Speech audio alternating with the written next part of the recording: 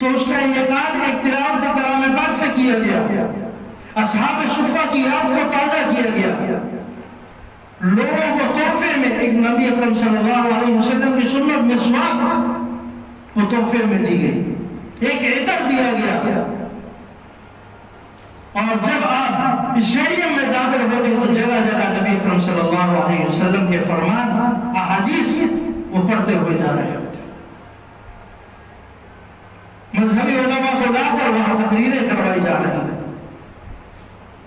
ایک اسلام کا امیج لوگوں کے سامنے آیا ہے۔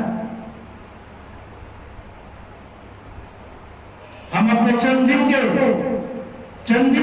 کپ کے لیے اپنے تعلیمات کو بھلا نہیں سکتے،